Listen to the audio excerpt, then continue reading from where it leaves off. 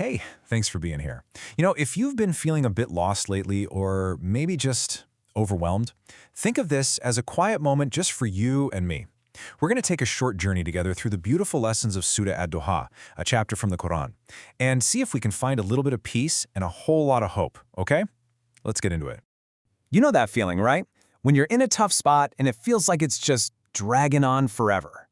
You're just waiting for the sun to come up, waiting for that light at the end of the tunnel. It's such a human feeling, and believe me, we've all been there. And this surah, it speaks directly to that very feeling. So the very first thing this surah gives us is this deep, profound sense of comfort. It's a promise, right from the start, that no matter how dark things get or how lonely you might feel in your struggle, you are not by yourself. There's this constant, unwavering presence right there with you. And listen to this. This isn't just some nice thought. It's a direct, powerful promise. It's like a message sent straight to a heart that's worried or feels forgotten. It's a reminder that whatever you're going through, it's seen, and you are so cared for. And this leads us to our first huge lesson, certainty. It's about building this deep, unshakable trust. It's knowing that even when it feels like relief is taking its sweet time, you have not been abandoned. You're not forgotten. And that certainty, that's the anchor that lets us be patient. Part of that comfort also comes from understanding that guidance, or al-hidayah in Arabic, is actually a gift. It's not always something we can just figure out on our own. So when you feel lost, just the act of asking for guidance is a way of saying, I know I'm being looked after, and I trust the path will be made clear for me. Okay, so we've established that we're never alone. Now, this surah kind of shifts our whole perspective on hardship itself. It teaches us that difficulty isn't a destination. It's just a temporary stop. And just like the night, it is absolutely guaranteed to end. And it's a process, right? Step 1 is feeling the hardship. You have to acknowledge it. It's real.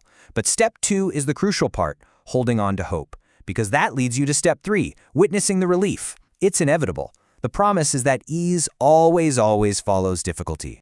This is where we kind of zoom out and get some perspective. Our troubles right now, when you look at them through the lens of eternity, they start to look a little smaller. This life is temporary, it's a test, but what's coming after, the hereafter, is eternal and so much better.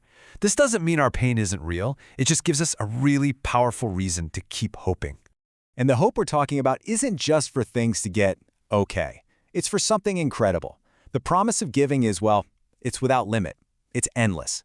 Imagine that for a second. The generosity is so vast that He will give and give until your heart is just completely 100% pleased. Now that's a future worth being patient for. So, after you're promised all this comfort and hope, what's next? What do you do with it? Well, the surah beautifully shifts from receiving these blessings to sharing them. It teaches us that when you feel that love and light, the most natural thing in the world is to reflect it back out to others. It's really about empathy in action. The surah points specifically to being kind to the most vulnerable, like orphans, people who might feel that same sense of being lost that we all sometimes feel. The message is just so simple and beautiful. Remember how you were cared for and pass that care on to someone else.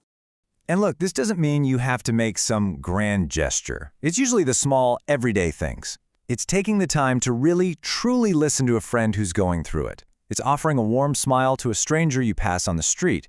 It's being gentle with someone who asks for help, making them feel seen and not like they're a burden. That's how we reflect the mercy we've been shown. And all of this brings us to our final big idea, gratitude.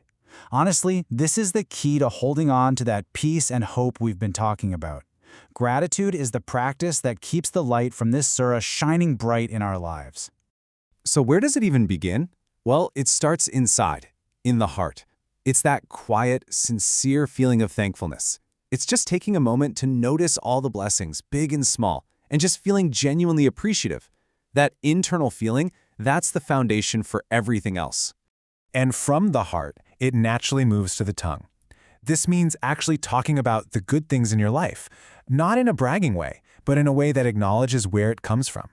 Just saying Alhamdulillah, which means all praises for God, or even just, I'm so grateful for this. It shares that positive energy and makes the feeling inside you even stronger. And finally, this is where it all comes full circle. True gratitude is shown through our actions.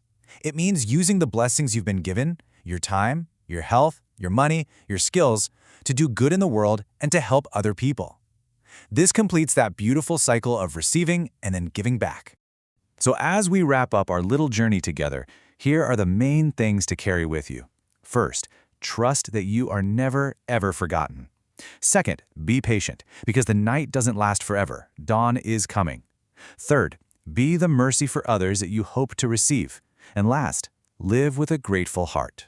So I'll just leave you with this one little thought to reflect on. After all of this, what is just one blessing in your life, no matter how small you think it is, that you can share with someone else today? Thanks so much for joining me.